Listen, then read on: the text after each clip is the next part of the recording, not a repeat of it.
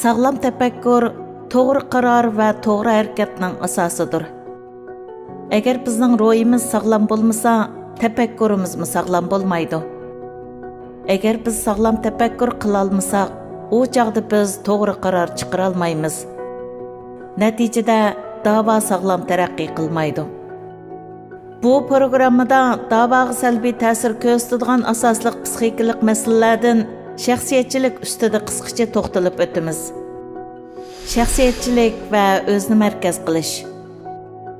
Shaxsiyatchilik, maqtanish va o'zni markaz qilish garchi insonlarning tabiatida mavjud bo'lgan xohishlar bo'lsa-mu, biroq agar u xohishlar ma'lum chekdan oshganda normalsizlik hisoblanadi. İnsan shaxsiyatchi va o'zni markaz qiladigan bo'lganda, birinchi har zamon o'zini birinchi o'ringa qo'yadi.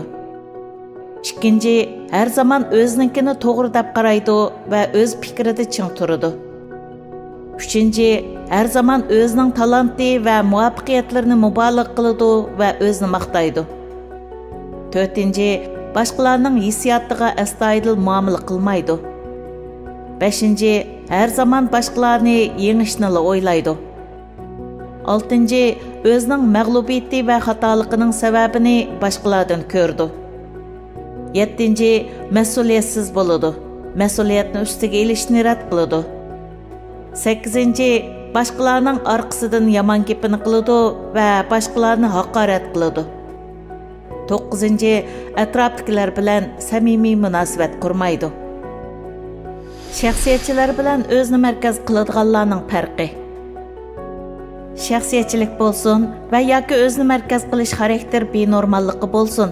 Garchi har ikkilisi shaxsiyatchi va o'zni birinchi o'ringa qo'yadigan bo'lsa-mu, biroq ular orasida yanada ko'plagan farqlar bor. Birinchi farq. Shaxsiyatchilar o'zidan boshqa hech kimni o'ylamaydi. Foyda chiqmaydigan yerda hech kimga yaqinlashmaydi.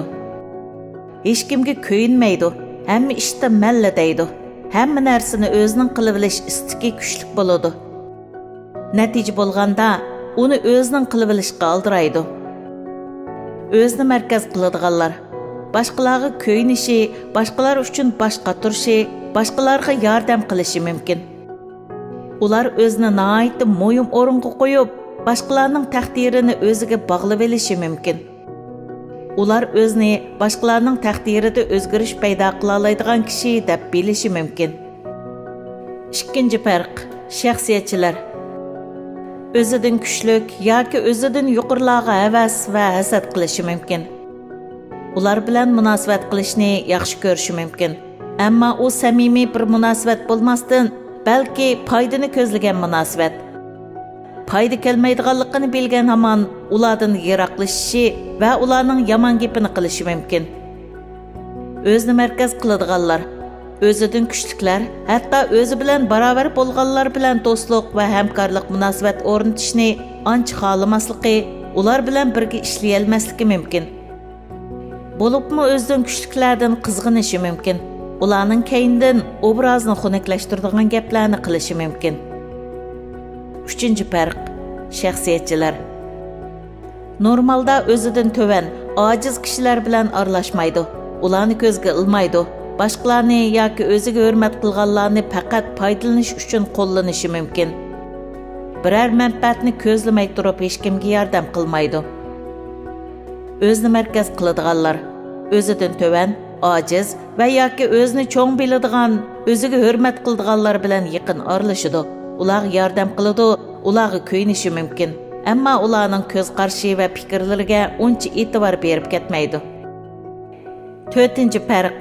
Shaxsiyatchilar davomli qanday qilib texmi ko'p manfaat olish uchun bosh qotirdi, plan tuzadi. Foyda chiqmaydigan ish uchun hech nimasini bermaydi. Boshqalarga suiqasd qilish qo'ydi bo'lishi, hatto suiqasd qilishi mumkin. O'zni markaz qiladiganlar davomli qanday qilib boshqalarning diqqatini tortish uchun bosh qotirdi. Shuning uchun plan tuzadi. Oson hayajonlanadi. Boshqalarning hurmatiga erishish uchun tirishadi va uninglik uchun badal to'lashni xohlaydi. Davomli o'zini maqtaydi. 5-chi farq. Shaxsiyatchilar o'zidan kuchliklarga hasad qiladi. Ulardan qizg'inadi. ulardan foydalanish uchun ularga yaqinlashadi. Ular mag'lub bo'lganda xo'sh bo'ladi, ham ularning texmi vayron bo'lishini umid qiladi. O'ziga foyda kelmaydiganligini bilgandan keyin ulardan yiroq turadi.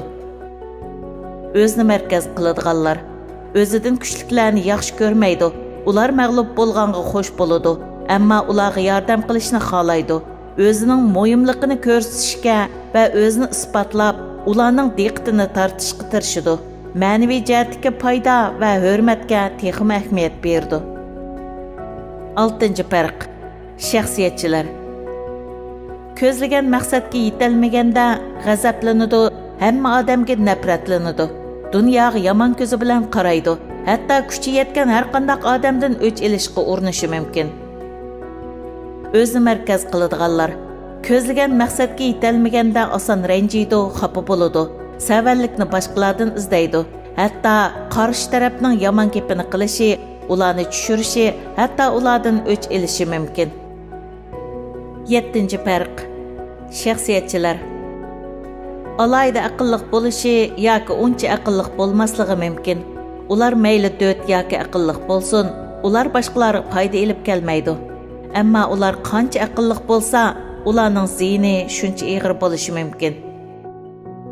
O'zini markaz qiladiganlar alayda aqlliq bo'lishi yoki uncha aqlliq bo'lmasligi mumkin.